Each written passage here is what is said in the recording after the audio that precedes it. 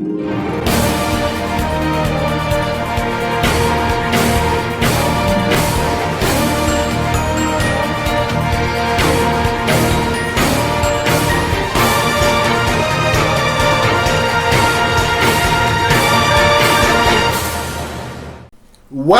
here we are, the last Code Lyoko video. So, season 4 Code Lyoko actually, would you believe it, that actually took like maybe, what, 2 like whole sessions to actually watch the whole thing? Like, between like May 29th, July 31st, August 11th, and August 16th to do the whole thing. Because those are the times I had to do it. And yes, it's now October. But the thing is, like, out of a bit of difficulty, like, whether or not what I don't like out of the season. Like, it took me until, like, literally seconds before starting this video that I'm just going to put whatever I put for the least favorite character slot. Because honestly, I don't really have one. I think everyone's pretty much established in Season 4, so there's kind of no point actually, introducing more stuff to it. That being said, though, let's go begin the end for Code Lyoko. Now, again, I'm not doing Code Lyoko Evolution at all. So, unless, like, it's specified to do so, I'm not doing that. Anyway, let's go begin with the usual segments, my favorite character. Now, starting with this season, there's really no one really else. So, I decided to put Jeremy's cousin in there. Because, like, he feels like a character that could have been, like, a support character throughout the the last bit of the show.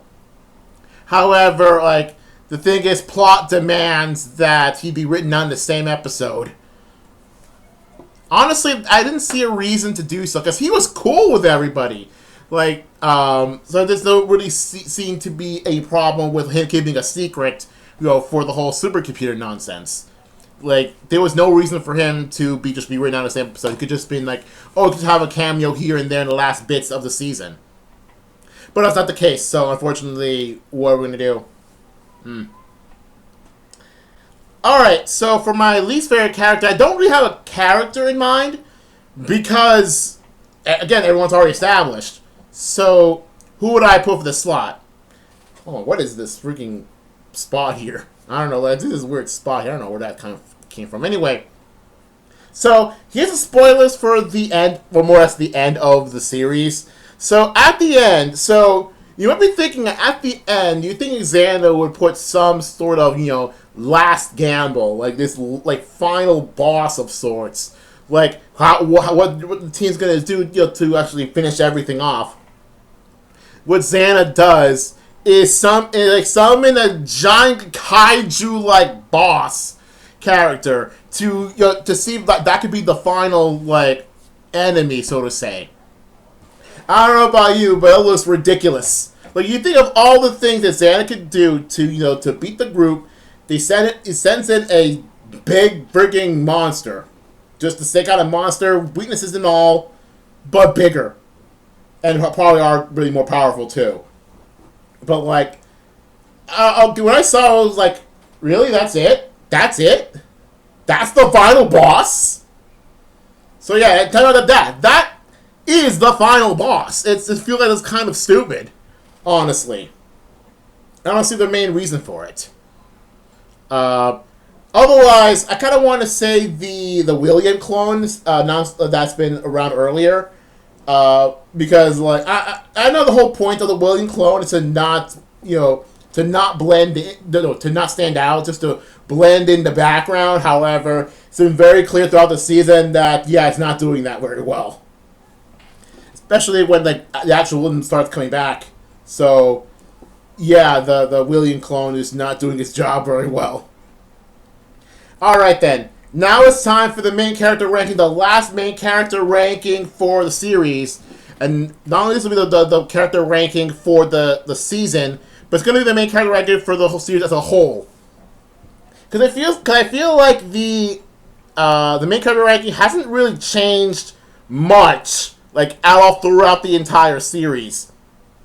And so the final main character ranking for the series is Odd, Aelita, Jeremy, Yumi, Ulrich. Now, the biggest surprise really coming from the first season is Yumi. Because even though she's my favorite character in the first season, it's like the show really, really wants people to not like her. Like, actively tries to be not like her. Because, like, she's usually, like, either the weakest in battle, like, always has some weird stuff happening to her, some unfortunate stuff happening to her, or is just, you know, being, like, I wouldn't say an antagonistic force, but more like a source of conflict. So it feels like the show is actually trying to not the fans not to like Yumi. It's kind of unfortunate because she would have been my favorite character if, you know, the show, you know, actually gives her the time of day, but that never ended up being the case. Especially considering all her fights with William, it's really embarrassing. Now, also I want to talk about Jeremy for a bit right here because Jeremy's tend to be the most mid of all the characters here throughout the entire series. Because the thing, like, I like the archetype of Jeremy's, like, it's like the brains of the group. And, like, technically the leader of the group, even though he doesn't really fight, he's just more like, he's like the brains. But in the kind of scenario that, yes, the brain's actually very important. So even though, yeah, you don't really see Jeremy fight a lot, but he does, you know, save the dick quite a bit. So even though it does sometimes get affected by a lot of the nonsense that's happening throughout the show. But it's never always in, like, a bad light, never in a good light. Just, like, the thing is, like, Jeremy, sometimes he's a source of conflict, but sometimes he's the one that's, you know, helps save the day. But the thing is, like, Jeremy, out of all the seasons, the entire show, out of everybody, he's the most mid of the main characters. That's all I'm gonna say. Now, something a bit more consistent is me not liking Ulrich as much. You'd think that the sword guy would be, you know, pretty cool, pretty on top of my list just for being the sword guy. Even my brother, like, remembers Ulrich, him liking Ulrich. But honestly, like, out of the main characters, he's just the most insufferable. Like, he actively tries to be bad. Like, for Yumi, the case is that the show itself and, like, everything goes around her is trying to screw her over. But Ulrich does it to himself. So, a lot of the problems with Ulrich is his fault. So, but yeah, just a lot of things, the problem with Ulrich is just him. But for Yumi, it's mainly because of circumstances and just the show itself not liking her. Now, Eileena's placed pretty high because she's technically the most important character out of everybody here. Because she's like the point of the show. Like, the show started because of her. Well, technically the show started because of Jeremy, but like the whole events of Code Lyoko is happening because of her. I mean, yes, Jeremy started the supercomputer, but he left it on because of Eilena. So, she's like, I wouldn't say the plot device of the show. She wasn't initially the big plot device of the show, but over time, as Eilena became more and more her character, the more of her character that I actually like as a character. So, Eilena, like, gradually become the most lore important character. And that's what I kind of like about shows like that, where you establish world building, establish lore. The one character that's most important lore-wise, or even world-building-wise, tends to be among my favorites. And Eilena is 100% that. So, granted, even though such a character is a character I like, I just like Odd as a character more. Odd has consistently been at the top of my rankings, even though I would never hang out with a guy like him at all. I think he's be insufferable. He's like kind of a wacky idiot kind of sort. But like Odd, like sometimes does some, not just some wacky nonsense, but some wacky nonsense that actually, you know, helps out a lot. Just because out of everybody here, Odd's the most dependable out of everybody here. So, if you need something done, ask Odd more than anyone else. So, he's most dependable. He's funny. Get stuff done. And sometimes like his nonsense actually works. So, I mean, granted, he does have a lot of qualities I might say might not like. Like, he's not the kind of guy I would hang out with, but he's pretty cool and funny. So, for me, that's more important than lore. Like, if I like a character despite not being as lore important, then you got a recipe for a really cool character. My favorite episode of the season is episode 17 or 82. What the title is Distant Memory. Exactly from what I'm talking about Alita, in that this is a very lore important episode because it showcases a lot of Alita, her dad, and sort of like and all this stuff like what to say is lore important nonsense. I was gonna say it's lore important stuff. So the idea about this episode is that everybody's out on vacation. And even their parents show up, taking their cars and everything. So everybody's out for vacation. So Alita, because she doesn't have anywhere to go, finds like some sort of message from her dad to go to Lyoko to a weird bubble. And the funny thing about that is that, and even though yes, she goes into that bubble and starts talking to friends. The thing I like about this episode specifically is that Alita knew the entire time that it's a trap. She knows it's a trap. Like, she knows, like, if she goes in there, it might be in trouble. But she goes in there anyway, knowing it's going to happen, and finds a way out anyway, by herself. So it kind of shows, like, Alita is not stupid. She's, like, far from it. But, like, she also knows how to defend herself. Like, in a situation like this, where she knows something's going to happen, so she finds a way out without anyone else. Well, people do know. It's just like she doesn't need that much help. So that's what I like about Alita. It's a lore report episode, and it shows that Alita isn't that klutzy, isn't that terrible of a character. Like, if this exactly happened to Yumi, there would be problems. But for Alita, she knows what she's doing. So my least favorite episode is episode 9 or 74, and the thing I'm talking about this, like, the way I would express, like, the way I would describe this episode is the episode's name. I'd rather not talk about it, which is Jim's, like, catchphrase. There's nothing here. I'm gonna say there's nothing here. Like, I try to make my notes for it, that most of the notes is just, it's the title of the episode, and that's how I feel about it. There's really nothing here. I also don't like the episode 12 of the season, or 77, Lost at Sea. I'm going to talk about it later, but the point is that the problem with this episode is, like, the problem I have with Ulrich. Like, a lot of the issues with Ulrich are his fault, and he knows this. You would think that the relationship to him and Yumi would go anywhere, but Ulrich's trying his best to just not. But I'll get to it when I get to it. So, favorite moment. So, actually, what's funny, one of my favorite funny moments is kind of, it goes for a while. It goes all the way to the finale. So, in the finale, which is kind of like a clip show of sorts, which, I don't know about you, but clip show finale is something I'm not entirely fond of. But what's I find really funny is that... So what's funny is that, like, it's like it has a full setup and has a punchline. It's like there's a massive like episode-wide joke that happened in the finale that is absolutely, it just works so well. So here's the setup. So the setup is that Sissy wants to go to the factory because she knows something. She figures something might be up. So she asked Nicholas, "Hey, Nicholas, I'm going to go. Make an excuse to Jim. I don't care what it's going to be.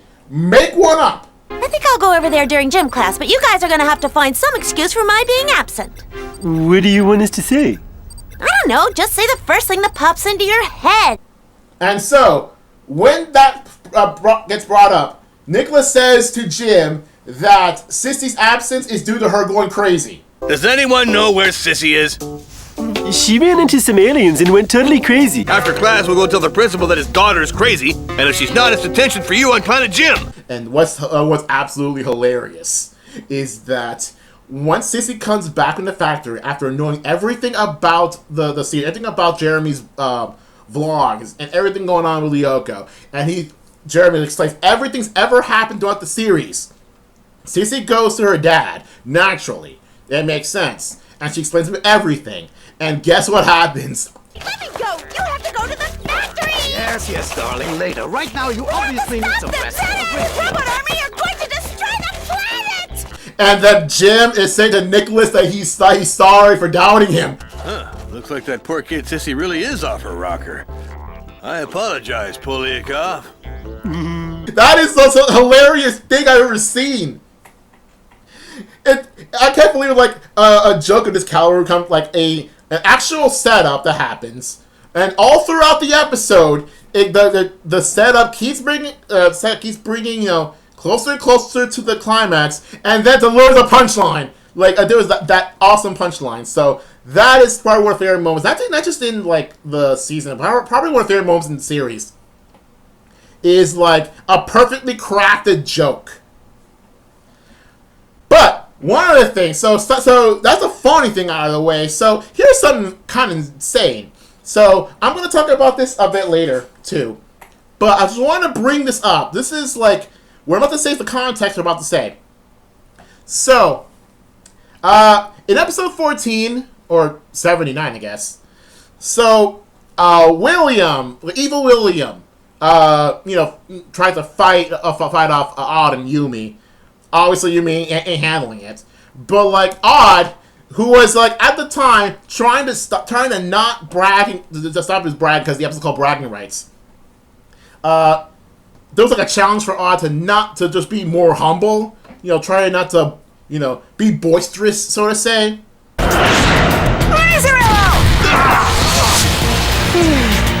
Boy one-shots William, and like no one else in the entire season has done it. Like it usually takes over quite a while to beat William, and Yumi never beats William. Well, except for that one time, but that's kind of the environment. But I'll get to that. No, I just like poof one-shots him, and it's funny. It's kind of insane because like nobody does that, and even Jeremy like was surprised that I could just one-shot William, like when no one else could. Did you just blow William away by yourself? Yep. So, and I was, of course, still trying to go humble mode as much as you can. I was like, oh, well, no big deal. That's kind of insane if you really think about it. You would think the range guy would not have such power as, like, the sword guy, but nah. That ain't the case. Kind of insane if you really think about it. And now finally, the last segment for the series, my least favorite moment. Again, this is one of the hard ones to pick. It took me a while to figure out what to put in here. But then I remember I put episode 77 as by one of my least favorite episodes. Let's go talk about that. So, part of the premise of like the episode involves Yumi's diary. So, I think was something about her brother. She ended up I think kind of a weird setup involving Ulrich, Odd, and Yumi's brother Hiroki. I forgot what this whole setup was going into.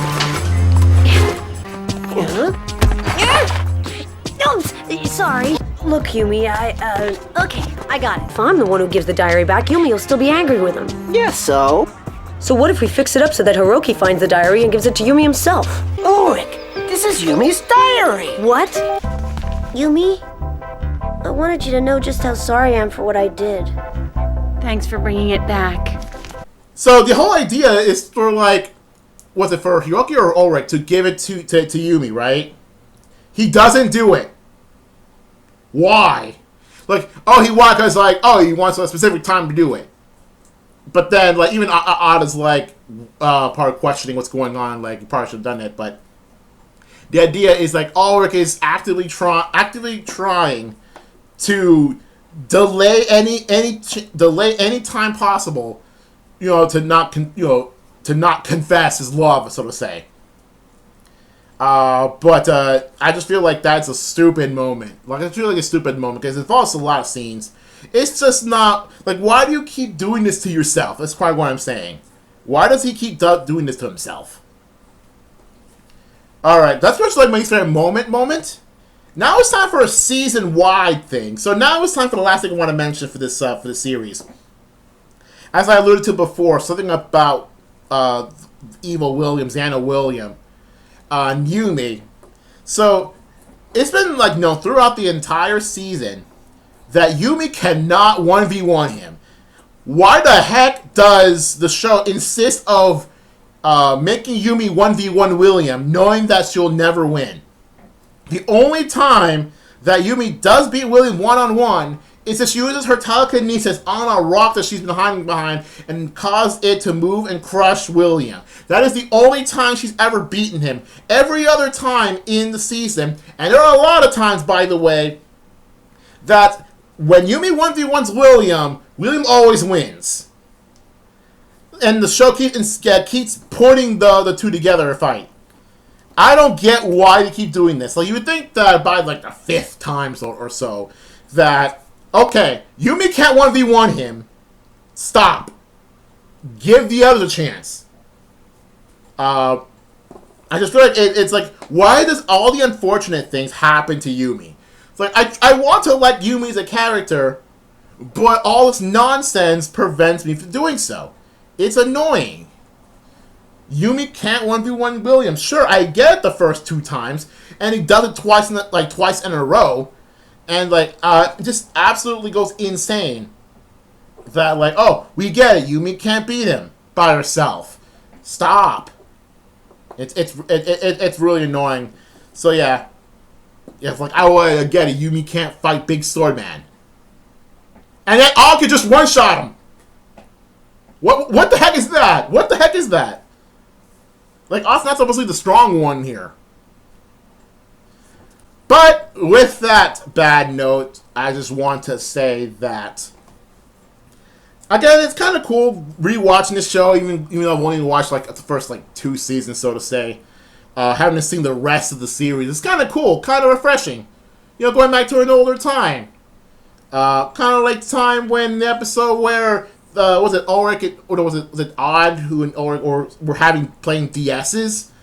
Because they were on like GBS SP or something like that, or they were on like Game Boy Color, and then it goes all the way to like the SP or the DS, and you actually show that.